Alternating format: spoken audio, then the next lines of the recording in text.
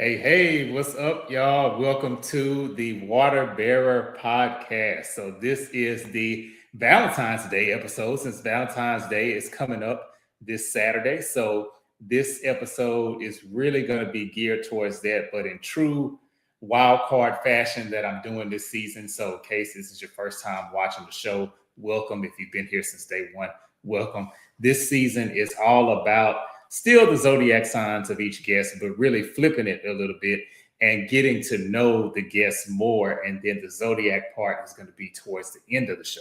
So if you know Tiffany, my guest tonight, if you know her zodiac sign, please don't share it just yet. Now, you can feel free to throw in guesses here and there, but don't share it just yet because we will be revealing that towards the end of the episode. And if you're not already doing so, make sure you follow or subscribe rather to the podcast on YouTube and hit that notification bell. So sharing is caring, but subscribing is thriving. So go ahead and hit that button if you would, please. And then you can catch the drip every Thursday at 7 p.m. Central Standard Time. We'll be going through April 2nd for this season, and we'll conclude on the 100th episode, which will be April 2nd. So we're celebrating 3 years of the podcast all season long here. And if you're not already doing so, you can follow me for more content on Instagram at Poetic, and that's P-E-A-U-X-E-T-I-C, or on TikTok, and that's P-E-A-U-X-E-T-I-C, and then the number 7. And I'm really excited for my guest this evening, Tiffany Hicks. We go way back. So I first met Tiffany at my previous church, or both of our previous churches that we went to years ago here in Dallas. We both were part of the singles ministry. And I always looked at Tiffany. I don't know if we ever had this conversation now that I'm saying this out loud, but I always looked at her as somebody that's like a go-getter, always like jazzy, like dressed super nice. I never seen her have a bad day. Like some people, you see them and it's like, ooh, they might need to go back in the house and try again. I'd never seen her looking like that. And just always about her business, have her head on straight. So fast forward, everything that she's doing now is not a surprise to me at all, because that's what she exuded in the singles ministry. So you can follow her as well at Tiffany Renee _Unleashed. And I'm going to spell that out for you. And this is on Instagram, TIFFANYRENAE, and then _Unleashed. You can follow her there. Or also on Instagram, you can follow her at Butterfly Effect Counseling. So that's all together as one word. So, and the effect is with the E, not the A. So Butterfly Effect Counseling. You can follow her there on Instagram and on Facebook at Tiffany Hicks. So Tiffany is the founder and clinical director of Butterfly Effect Counseling, and she's a licensed professional counselor supervisor. So make sure we get that right. So it definitely takes a lot more work to get to that level. And she's celebrating 8 years of Butterfly Effect Counseling. So congratulations on that. She's a mental health therapist, and she's also the author. We'll be talking about this tonight as well, of the book Unloved to Unleash. And it helps people get their power, specifically women, get their power back after a breakup. And not only that, she is also the host of the Chic'Ology Podcast. So she wears many hats and wears them well. So without further ado, I'm going to bring out Tiffany to join us. Hey. Hey, what's up, Tiffany? Thanks for having me. Thank you for accepting and agreeing to be on. It's an honor to have you on. Absolutely. Yes, I love my intro. The only thing you forgot was I was an elementary school teacher before I started all this counseling jazz. Like I started my journey as a teacher, and I did that for 7 years, 7 years of completion. So I did that for 7 years, and then I evolved and I started doing therapy, because people would tell me their business in like the first 3 minutes when I meet them. Really? So that's what got you started in it? Yes. And at church we did we did something where what were your gifts? So I remember doing that, and then I noticed a pattern. I would go to the grocery store and I give someone a compliment about oh, you look nice, or you smell good, and then they just start opening up, and I'm like, So people feel comfortable talking to me. Okay, this Right. is a new career in the making. Right. Wow. So I never knew that. And it's funny because now that you mention it, I do remember that you were a teacher, but I think that's a testament to you, your calling and your purpose now. And I don't think, not to say that being a teacher was outside of your purpose then, because I think that was your purpose too. But what you're doing now, it just goes to show how well of a fit that is for you, because I I think of you as the counselor.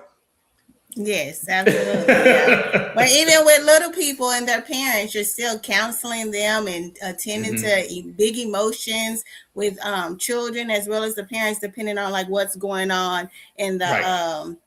the environment. So I've always like been a nurturer by nature, and I'm the oldest of three, so I've always Oh, been a so you get it nurturer. honest. So Right. yeah, I get it honest. It just comes natural. Right.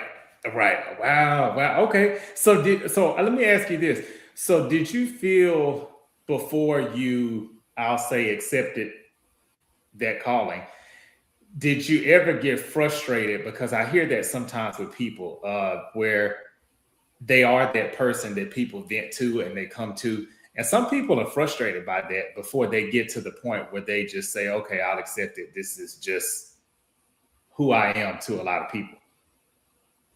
I would say no. I was Okay. not frustrated, or I don't even seem to get frustrated or overwhelmed with what I do because I enjoy it so much and it just comes so natural.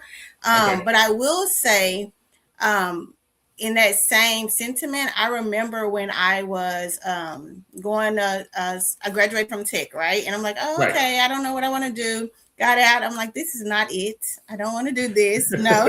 And so my first job, I was not making any money. I'm like, I did not go to school to get a 4-year degree to be making Right. pennies on a dollar. This is not working. And so one of my really good friends was like, Tiffany, everywhere we go, little people just come up to you. They really like you. Excuse me. Oh no, you're Let me good. get some water. They really like you. And I'm like, okay. So I was like, I didn't say I want to be a teacher either when I grow up. Like, I never said that. No. So Right. that part I was a little reluctant to do, but once I got in it, I loved it too. Ah, okay. Okay. Yeah, Yeah, because I was reluctant to be a teacher, but yeah, but not counseling. not counseling. Mm-mm. Wow. Okay. Okay. So well, first of all, I guess before we get too deep into it, is there anything else that I left out or that you want to plug or talk about? I know, of course, your book, which we'll get to that. But is there anything else that you want to share with the viewers and the listeners before we kind of dive in? Absolutely. Okay. So with therapy, I've been doing it for 8 years. I'm super blessed and excited that I've been thriving that long and giving back. I've had students come in that were graduate students go on to be fully licensed. I continue to Oh, work wow. with them as a LPC-S. I have now started working on the Unleashed Way, which is my coaching program that I'm building, and I'll have some coaches come on and be a part of that team. So for some who don't need therapy because it's not a mental health issue, they just need life coaching, we also offer that too at Butterfly Effect Counseling. Okay. Oh, that is awesome. Wow. Congratulations. Thank you. Wow, this Thank is you. inspiration right here. I'm telling you, just watching you, I love watching people who get me fired up, and it's not Mhm. like it's in in a competitive type way, but it's just like, oh dang, yeah, I have stuff that I want to do too. So I see you doing it, and so it helps me not rest on the thoughts that I have and just go for it and do it. So that's awesome. Thank you for that. Yeah, you're We welcome. like compliments, right? Hey, right. I mean, I'm being honest. I remember Hey, my first it's true. business card. Nobody told us how to like run a business in grad school, right? So when No. I got out, I was like, okay, how do you get clients and like how does this evolve? Because nobody teaches you how to do it. I know where the vision and the name came from, but not how to run the business. So my first business card, I wrote, the best compliment is a referral. So the best form of a compliment for me Mm-hmm. was a referral. So if I changed your life or I made any little amount of impression on you, like in a positive way, I wanted them to like tell the next person and tell the next person. And so a lot of my first clients came by word of mouth. And then I remember because I got fully licensed in January of 2018. And so that was my get my card, and I'm like, it was black and it was gold embellished. I'm like, oh, this is wonderful. And then Black Panther came out in February of 2018. Oh, that's I said, perfect. how do you stand out in a sea of so many therapists, right? Like it wasn't a lot of black therapists, but just in a general, like how do you Right. stand out? Mm-hmm. So then Right. I said, Black Panther, ooh, Black Power, okay. So then I changed my business card to look like realtors, and I put my picture on it, and I found it for this show. I put my picture on it that said, so they'll remember not just my name but my face, and so they'll tie it together when you go to like marketing events. So I did Ah. that, and I remember working at a office where it was like multiple therapists, and then when I came back like 2 weeks, other therapists put their picture on the business card, and I'm like, Ah. trendsetter, because that's not normal Uh-huh. in our field. We just have our name and a cute little That's true. logo, but I put my picture, and so I found it just for you, Carlos. Oh, look at This is that. I my love it. second business card, and I did it because I said people will remember how you look. They put a face and a name. Oh, she's a black woman. Oh, I Uh-huh. want to go see her. I'm gonna tell other Yep. people about her. And so I did that, and I started to see the trend, and I'm like, okay, this is new, and it's Yeah. still going at that same place that I no longer am there, but it still works. And you're correct. So right, because you didn't, especially back in that time, you didn't see therapists doing that. You didn't see, or Mm-hmm. counselors, you didn't see them putting their face on the card. It was almost kind of like it was this enigma until you got to meet them as your therapist. And then you got Right. to see their face and everything. But you're right, because I'm even thinking of a few therapists I know now who do have their face on the card. And it's more commonplace than it was, Mm-hmm. 8, 10 years ago. It was only for realtors, right? That's all I Yeah, remember. yeah, Like a that's true. realtor giving you their card, and I'm like, oh, this is cool. And then I'm like, you know what? That'll work. Like Hmm. black The same woman, thing. you see all these other plain business card, and then this one stands out. I'm gonna pick her. Right. So Uh-huh. yeah, Wow. yeah. That's awesome. Okay. So, wow. So many questions I have. I'm trying to reel them all in. So, Okay. so the first question I have for you, you just said something that's really interesting to me. So you said that with your new venture, uh, with the Unleashed program, so I'm assuming, and correct me if I'm wrong, are you not of the mindset that everyone needs therapy and counseling? Because a lot of people in your position, they will say, oh, everyone needs it. Even if you're not going through a struggle, even if you're not going through a hardship or a mental health, uh, I don't want to say breakdown because that sounds harsh, but just any kind of mental health stressors or anything like that. Do you think it's something that's ongoing maintenance that people need, or is it just more so as they feel they need it? I think both things can coexist, and you need them for different seasons of your life, right? So Mm-hmm. when people go to therapy, and the way I do therapy, it may be a little different from the next therapist. So I don't just focus on what my clients tell me, like this is what happened, what brought them to therapy. We talk about that initially in that first session, but I don't even lead with that. I have a secret sauce, and I don't want to say it, Hey, but I right. do You don't want nobody to steal the it. secret sauce that I have in my sessions, where eventually we talk about your whole life, and we bring it full Mm, circle of like whatever happens in your life, you see these patterns. So what you presented with today, and I'll just talk about like a heartbreak, right? Because that does bring people to therapy too, because their life was unraveling because of that relationship ending.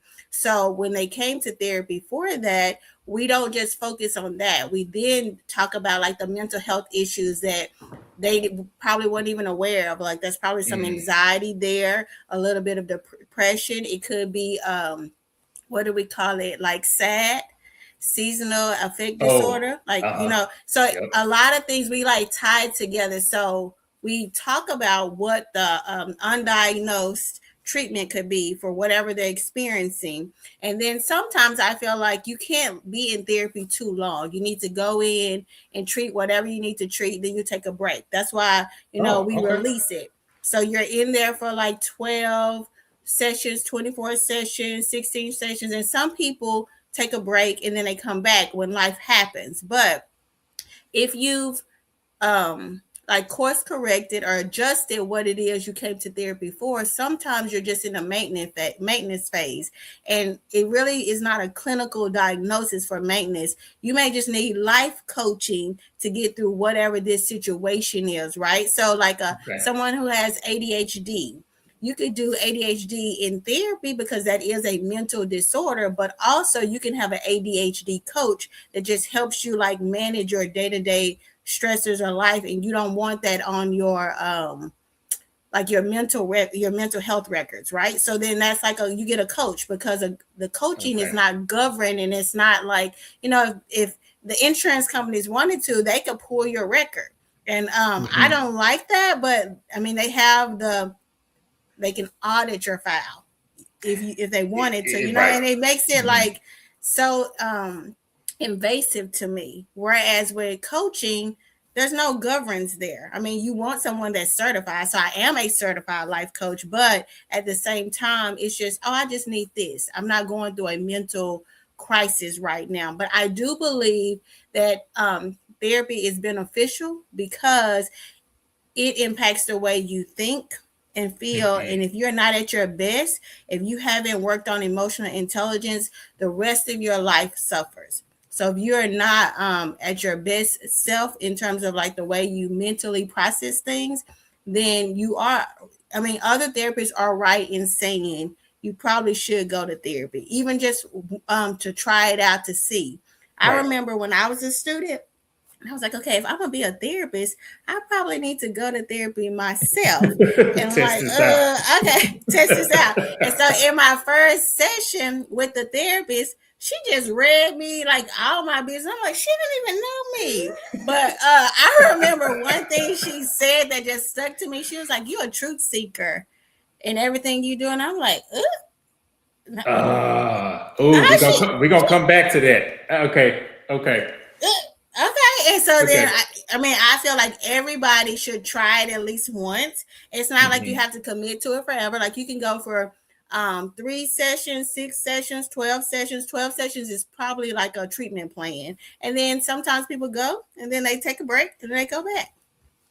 Wow. I don't know if that answered your question or not. Totally, totally. Actually, you even gave me more in a good way than I was asking for, because you helped me feel better actually about my situation, because I started going to therapy in 2023, partly because, if I'm being honest, now I did have some stuff during that time where I felt like I needed to go, but it wasn't anything tragic or catastrophic.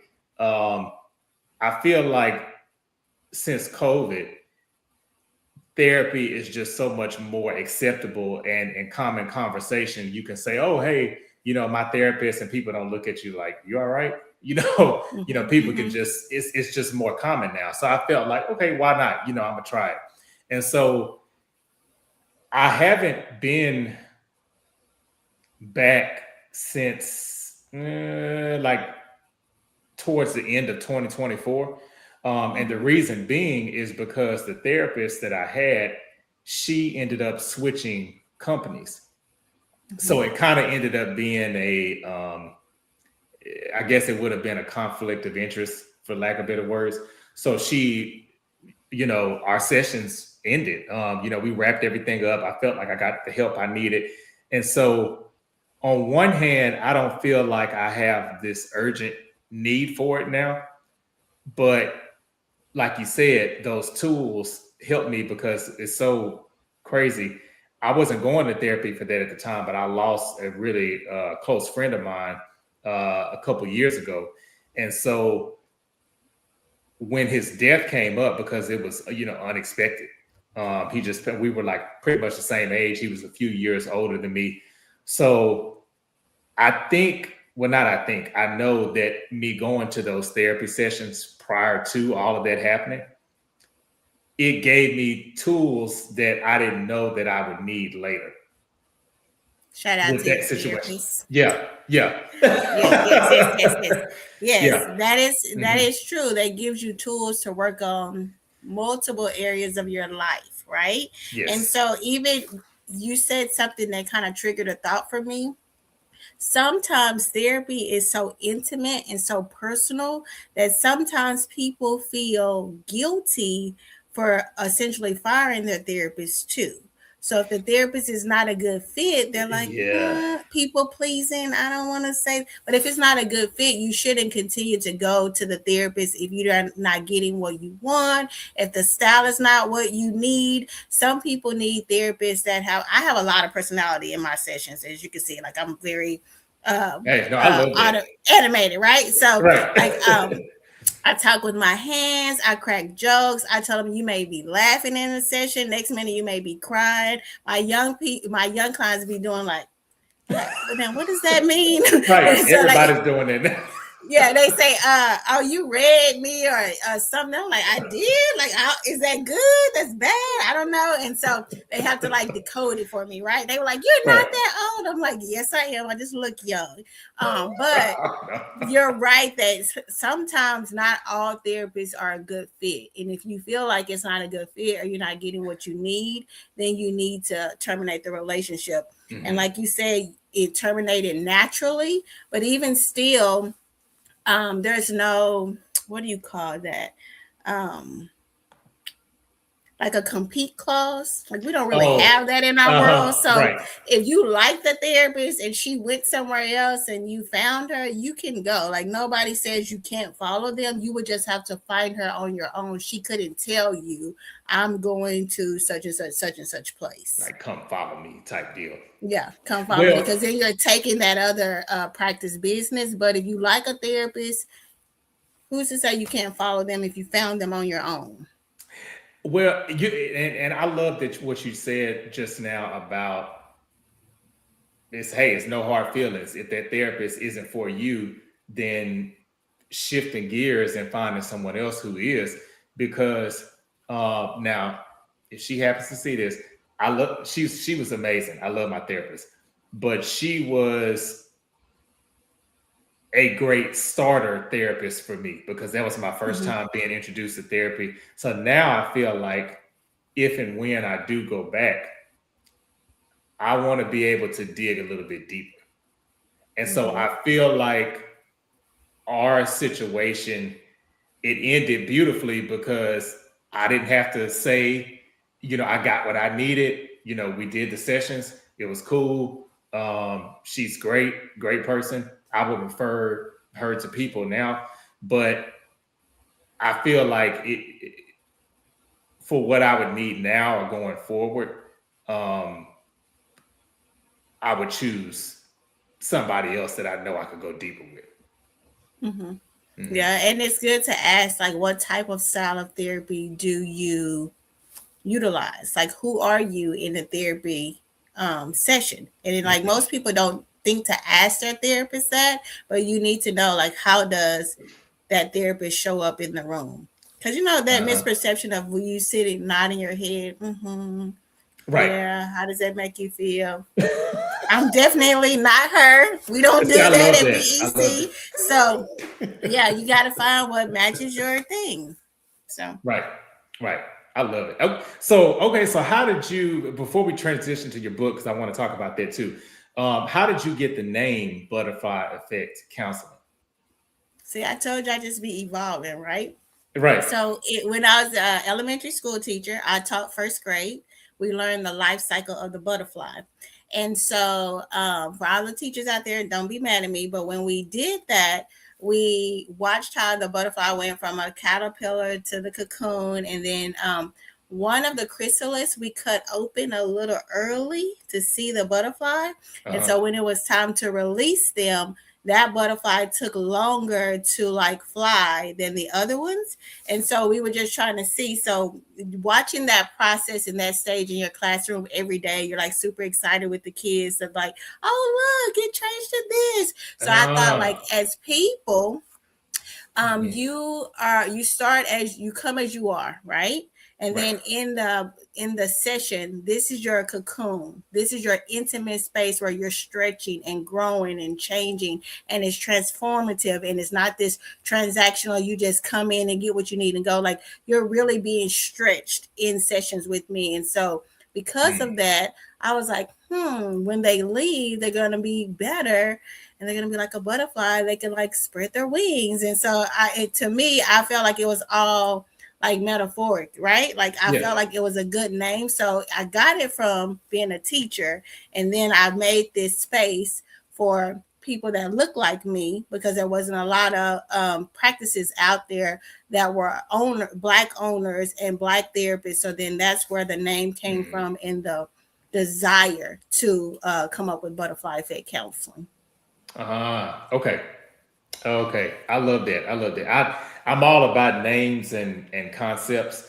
So both your counseling business and your book, I love the names of both of them. So I don't know if you noticed, but this episode is called Unloved to Unleashed, because I love that title so much. I was like, I'm not even going to touch it. That is so good. No, I love it. I love it. I said, I'm not touching it. I'm gonna keep it just like how she had it. So with your book, so Unloved to Unleash, how to reclaim your power after a breakup. So was this, and share it as much as you want or not want to share, was this from a point of a personal situation, or was it more so women around you that you saw that were going through needing to reclaim their power from a breakup? I'm gonna say both, and I guess that's like my favorite phrase now. I love that. So Unloved to Unleashed came to me personally, because the things that are written in the book are things that I did personally for myself prior to getting to this place of like, I am fully licensed and I'm seeing clients that come in with the same thing. So I noticed a trend that was happening, and I was getting male and female clients that were coming in because they were heartbroken. And like I said earlier in the show, like, your life just tends to unravel, right? And I knew what that felt like from a personal experience, thinking that, oh, this is the man that I'm going to marry. And when that didn't happen for me in my younger days, it was a lot of unraveling and like having to find myself again, and like not nurturing someone else's dream, but nurturing my own dream.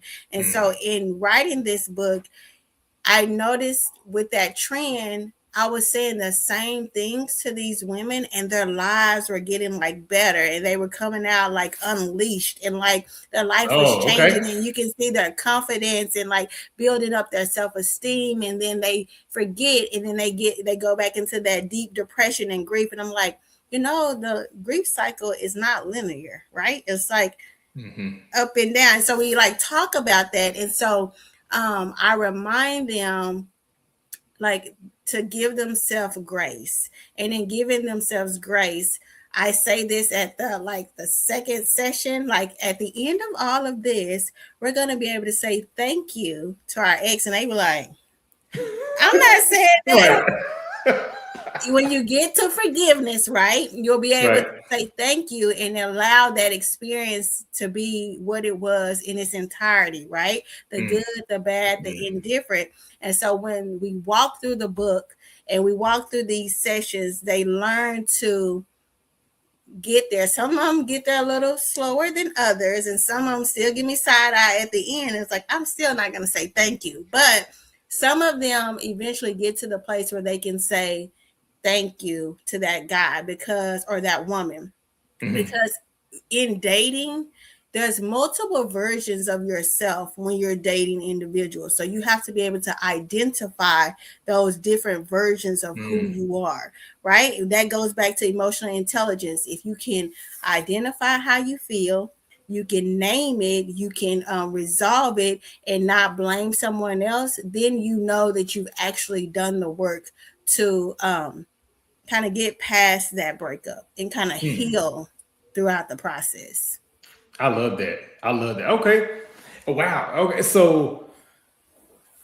Uh, so again, wow, you're saying, so my mind is just like the inside of the gears of a watch. I'm just like turning as you're talking. So you mentioned men and women because I think sometimes that's kind of overlooked because society tells us, and what we see, it usually is the woman is more heartbroken after a breakup, whatever the case, be it her fault, his fault, whatever the case. That's what a lot of people see. So with the men that came to you, did you feel like maybe they were more timid or reluctant to even admit they were in a space where, hey, I need to forgive her, or I need to forgive uh, even myself for the situation? Or was it kind of equal, the same as women?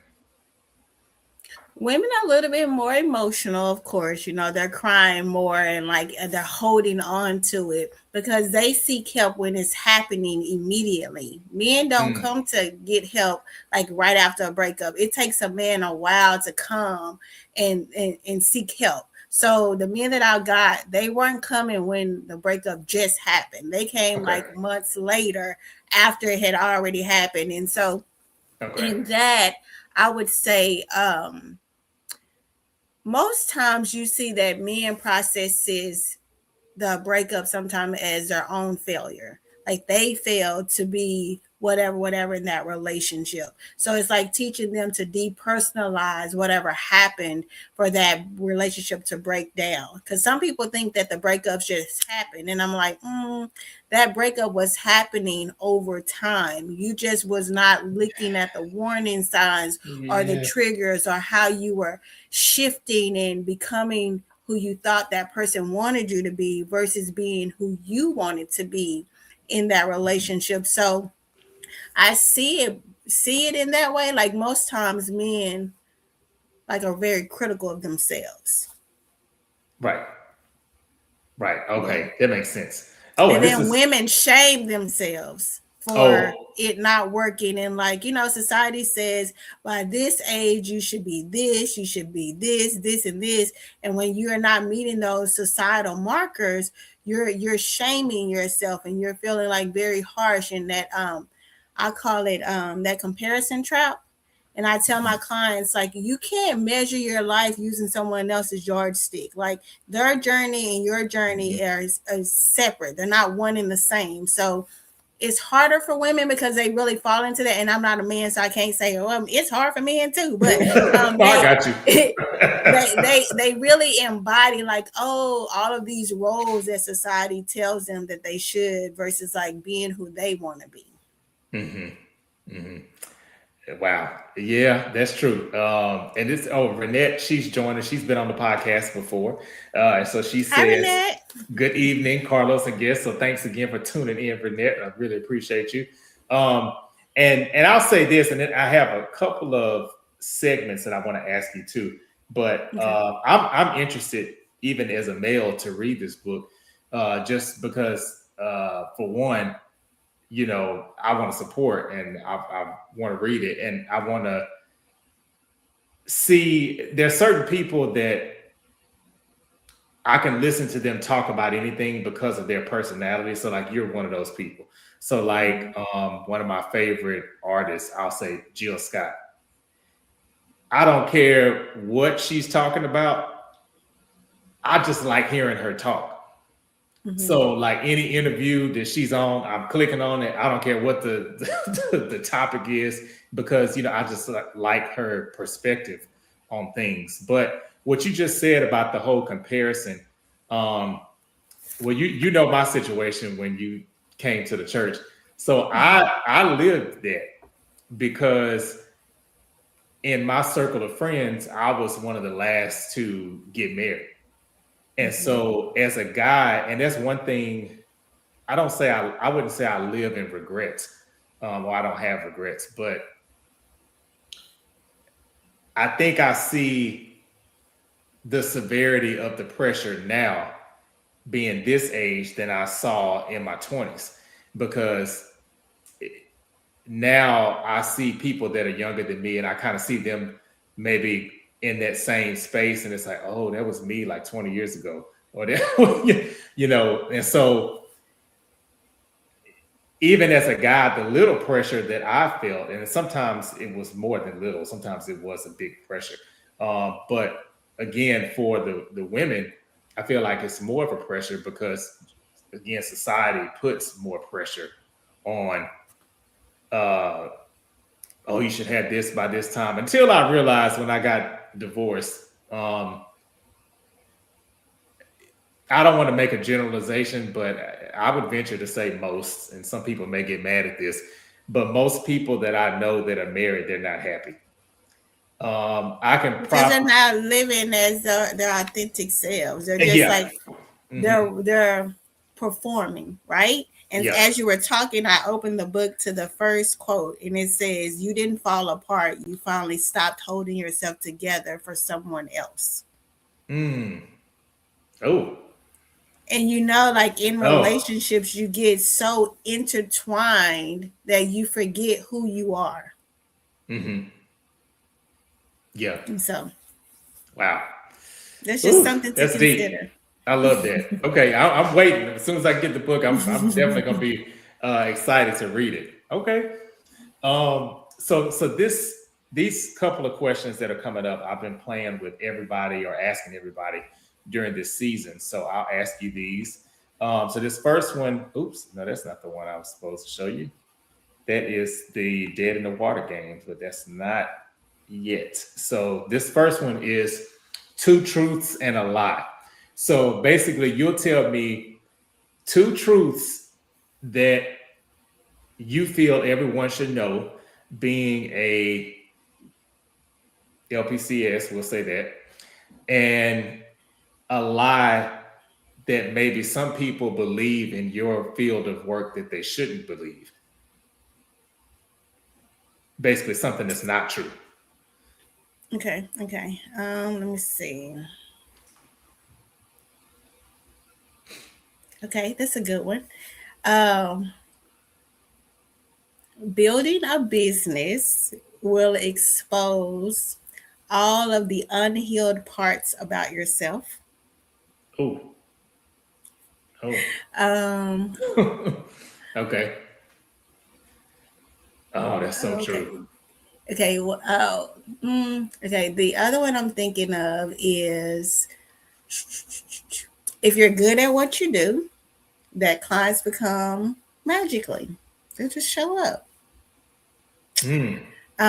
Emotional maturity is sexy and powerful and necessary. I love that. I love all 3 of those. Okay. Which one do you think is my lie? I would say I would say the second one. Only because I remember you saying earlier in the episode how, and I love this. This is so true. The best compliment is a referral. So I've seen businesses and people that I know that have businesses, and they are amazing at what they do, but maybe they're not encouraging referrals, or maybe they may have clients who are just a little bit timid. I think some people need pushing. It's not like they don't want to refer you, but sometimes it's almost like it's like baby steps. You got to kind of tell them like, hey, can you pass this on because you like my service? And it's like, oh yeah, sure, of course I'll do it. So if I had to guess, I would say that's the lie. That is the lie. You can be great, but we live in a world where everything is like social media. So I feel initially when I started, it was that like word of mouth. People do all of that, in person. But now, if you're not on social media and like getting the word out, showing your personality, only the person that's in the room with you knows your personality. The world doesn't know you. The world can't find you. So you have to be more social in order to get the message out there, so to speak. Okay. Okay. I love that. I love that. And I think Renette was saying that she thought that the first one that you said, which was the business, building a Well, business exposes who your unhealed the parts. unhealed parts. She said she thought A was the lie. No, I think it's true because I think that's um, true too. yeah, I'm a oldest, right? I'm the oldest, so in being the oldest, sometimes I'm a people pleaser. Like I want my siblings to like follow me, and I want to be a good person and do the right thing, and so that taught me like, no, you need to have boundaries. You can't help everybody. You got to be like particular, and like if a Uh-huh. boundary is a boundary, Yep. you can't bend it because it's a business, it's a policy. It's not the relationship part of it, it's the Right. business side of it. Right. Right. And small Okay. businesses, people get offended with that. And I'm like, but you wouldn't go to a big business and get mad if they have like a late fee or whatever. Like, why do you do that to small business owners? I Mhm. do not understand, but they do it. I And I agree. just And say it with a I hate smile, like that it's the too. policy. Right. Like I'm not changing it. I don't blame Sorry. them. Yeah, it is what it is. Yeah. Mm-hmm. I love that. And Renette says, she says, I'm getting some gems for thought from this discussion. Okay, so that's awesome. That's awesome. Tell her to Definitely share it. We love to like hear that. Hey, I know, that. right? We love some gems. Um, and let's see. The next game for you. Oh, so this one is called Pick a Card. So how this is going to work, I'm going to give you Okay. 4 cards, Should I be imaginary. nervous? No.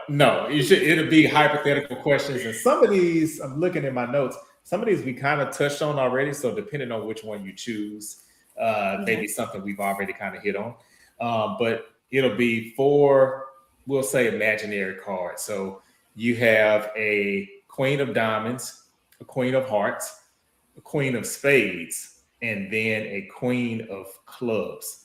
So of those 4 cards, which one would you pick?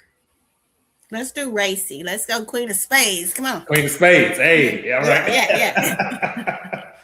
Okay. Hmm. We have not actually talked about this. Oh So, no. all right. So, what advice would you give to someone who can't stay away from their ex?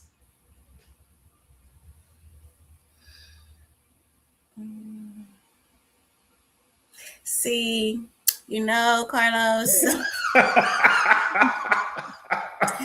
you can't stay away. So, I would tell them first we will identify like the why behind the you keep going back, like Mm, why are you still okay. tied to the ex?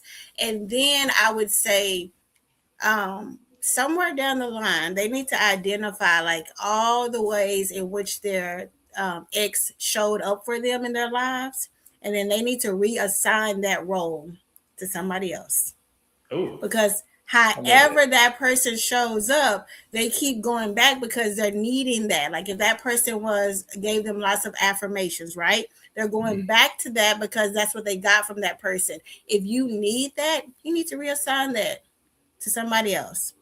It could be a mm. cousin, a friend, a sister, a mom, a dad. Just somebody needs to get that role so you don't keep going back. Okay, so I like that clarification that you gave because some people may hear that and think, and I was going to ask, but you answered it already. They may think, Mhm. oh, okay, well, I need to get a rebound, and so I can assign that to this new person. No, But you're no, not no. saying that. You're saying anybody, family member, friend, whoever. Mm-hmm. Mm-hmm. And then I would say they need to identify why they're so codependent to go back to the ex. Because if it didn't work the first time, why would you think it would work again? Mm, Like, did that person go to therapy too? And like, right. did they like work through like the trauma tall T trauma, big T trauma? Like, did they work through it and you went to? Then you guys did some sessions together? That's why you reconnected? Like, why are we going back? Right. Like, I don't understand it. Right. You understand? Hey, I love it. Yeah, when you 20s, yeah, we going back. Yeah. Age appropriate. Yes, absolutely. Exactly. Yeah, it is. Yeah, age appropriate. Yeah. Even I'll even give, hey, 30s to some degree. You may get more chances, but I know I just made 41, and when I hit 40, it was like something clicked in me, and it's like, I'm not putting up with this. I'm not putting up with this. I mean, and not just and not saying that I'm perfect, because on the outside looking in, somebody can say I ain't putting up with that, or whatever my quirks are. But the trending word for that is boundaries. You've identified what boundaries work for you and what boundaries don't work for you. So when you say I'm not putting up with that anymore, that's a boundary that is uncomfortable. You're not willing to cross, or you're not willing to do that to make it work. Mm-hmm. Mm-hmm. I love it. Okay.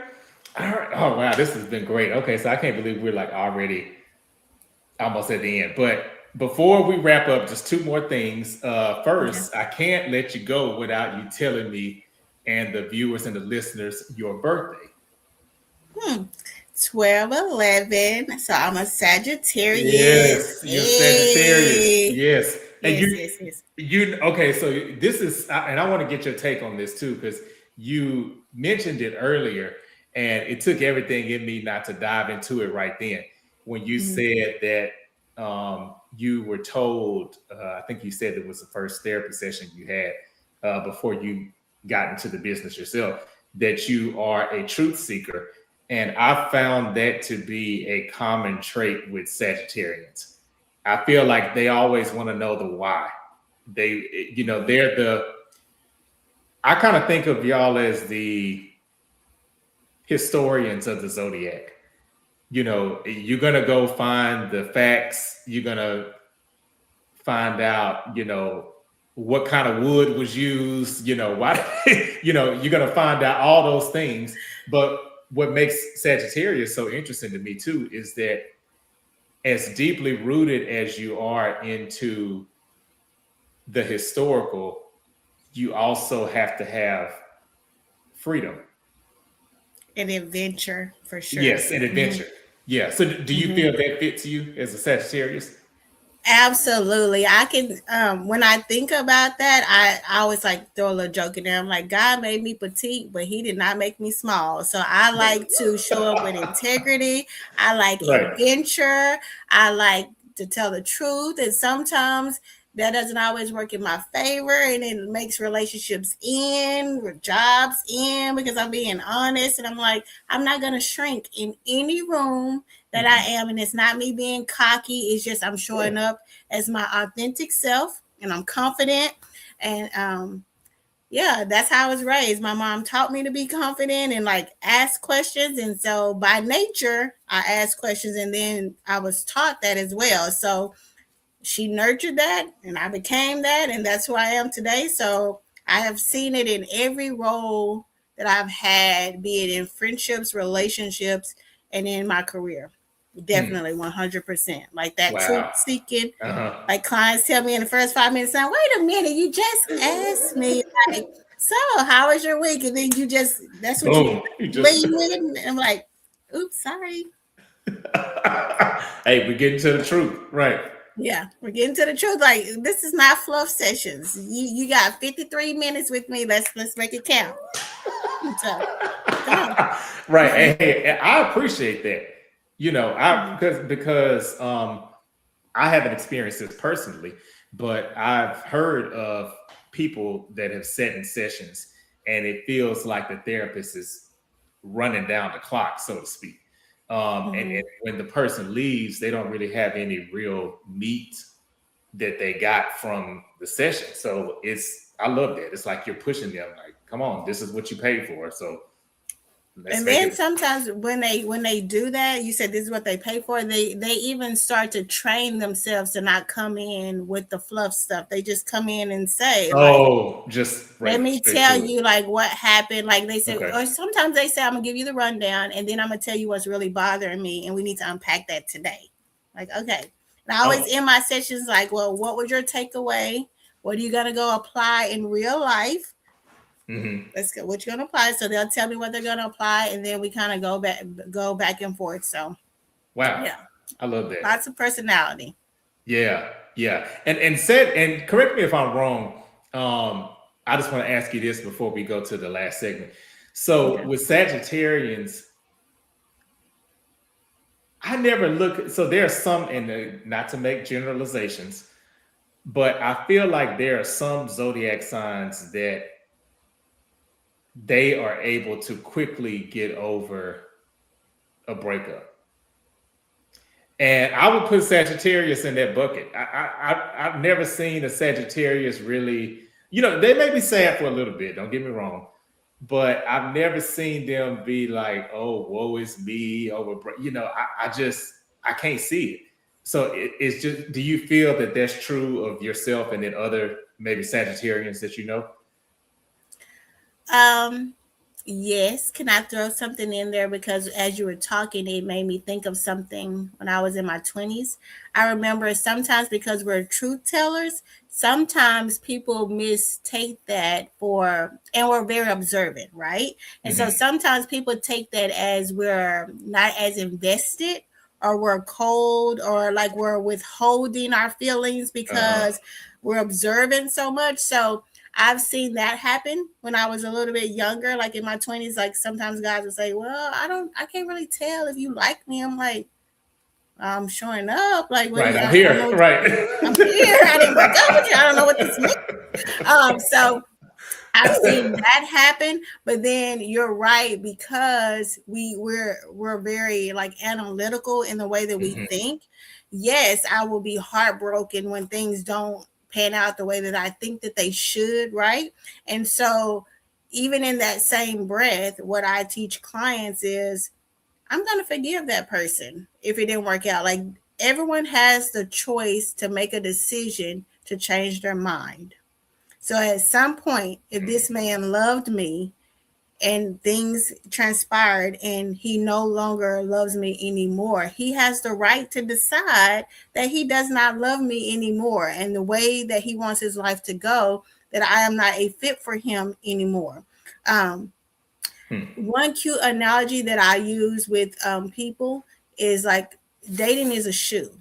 If it's a good quality shoe, that leather will stretch and it will last to tell a time. But if it's not a good fit, you're not going to wear that shoe over and over again. Either you're going to take it to a cobbler and repair it and work on it, like them relationships that go to therapy, or you say, you know what, I'm just going to throw this out because this is not working. Like, you're not going to buy an expensive shoe that's too small or too big. And if the shoe is not fitting, you need to relinquish that shoe. Well, damn. So, Okay. I feel like I almost wish I didn't have this last segment because I feel like that's we can go out on that note, but I agree. if the shoe ain't fitting, throw it out. Yeah, that was Mhm, wow. mhm, Okay. mhm, Okay, I love that. I love mhm. So yes, Sagittarius get over it, because we think about it, we mull over it, and then we figure out, what did I gain from that? Hmm. What did I give up Right. to make it work? Yeah. Hmm. Okay. I love it. I love it. All right. So this is the last segment. So I play this with everybody. Every episode I've ever done, I've done this. So I try to tailor the questions to each guest, but it's 5 this or that questions. And instead of telling me the one that you like the best, you'll tell me the one that you would toss back into the water, that you would throw away. So basically, the one that you like the least is the one you'll tell me. Okay. So when it comes to, and I accidentally showed this one earlier, but when it comes to emotionally, or helping, let me say, not you're doing it, but helping your clients regulate their emotions, and your stance on that. Would you say you're more of a dive in with them type of person, or hey, I'm gonna give you this life raft so you can float and So I'm saying what I'm throwing out, right? right. We throwing out that life raft. You didn't come to therapy for no life raft. You came to get honest with yourself. Like you need to dive in, learn, name these emotions, feel them, talk about it. I'm here for you, girl or man. Okay, right. right. Okay. All right. So when it comes to exes, second chance or one and done? One and done meaning one mess up and you're out of here. Or maybe before it gets to an X point, let me get that caveat too. So this could be an actual relationship. And maybe they just did a really big mess up. I'm going to throw out the one and done. Nobody's perfect. So second chances, give grace. Let's talk about it. So, okay. Yeah. Let's throw out that one and done. That's unrealistic. Okay. I love that. Okay. All right. Wait, that's called rigid boundaries, Carlos. Hey, rigid boundaries. Some people might have the rigid boundaries. Okay. But one of these restaurants has gotten flack in social media recently. Well, I'll say not recent, but last couple of years. But between the Cheesecake Factory or Grand Lux, which one are you throwing out? As far as a date restaurant. Cheesecake Factory. Throw that out. Okay. We're throwing that one out. It's Grand Lux. Okay. Grand Lux for me. All right. So these two breakup songs, which one are you throwing out? Erykah Badu, Tyrone, or Khalees, Caught Out There? Which one gets the boot? Caught Out There. We not finna throw away Erykah Badu, baby. You better call Tyrone, baby. No, we keeping that one. Keeping that one. Okay. Friends. Yes. Right. Yes. All right. So this is the last one. So these, I'm sure you're very familiar with these. 2 of the 5 love languages. So acts of service or quality time. Between these 2, which one would you get rid of? Acts of service. Quality time teaches you about yourself and your partner, and talking through your expectations, right? Like talking about your expectations and what you want to experience with that relationship. So I'm gonna say quality time. Okay. I love it. Well, hey, Tiffany, this has been amazing. I love this episode. This was so much fun. Thank you again for joining me, for saying yes and coming on and sharing all of your wisdom and all the nuggets you dropped. I tell people this sometimes with some episodes. You've made it hard for me to pick clips because I usually pick like 3 of the best clips, and it's going to be hard to pick from this one, which is a good problem. We had some good conversations today. Yeah, we did. So that's a good problem to have. So I'm glad that I'm going to have a hard time picking which clips to share. But anything that you want to leave the viewers and the listeners with before we get out of here tonight? I know I'm dope because I'm known as the red lip therapist. That's right. Like that's what my clients know me by, because I always have on a red lip. But I am trying to be more social and get out there. So if you will follow me at Butterfly Effect Counseling on all the socials, that would help me like be more confident on the socials and not just sharing it in the therapy room, but sharing it online so that people who can't get to me can still kind of get some of my wisdom too. And I'm the red lip therapist on TikTok, which I just joined TikTok. So don't judge me. Okay. Okay. I'm going to have to go follow you. Okay. The red lip therapist on TikTok. Okay. Yeah. Hey. Yeah. That's what's up. Thank you. This has been such an honor to reconnect with an old friend and to like be a guest on your podcast. Absolutely. 100%. Thank you for thinking of me. Oh, you're welcome. You're welcome. And thank you again. And thanks for all of the viewers and the listeners for tuning in. So same bat channel, same bat place. Next Thursday, we'll be here 7:00 for next week's episode. actually we'll have another author who's going to be talking about fitness and how that ties into godliness and spirituality and all that too. So that'll be next Thursday. But yes, thank y'all for tuning in. All right. Thanks again, Tiffany. Thank you. You're welcome. Bye. Bye.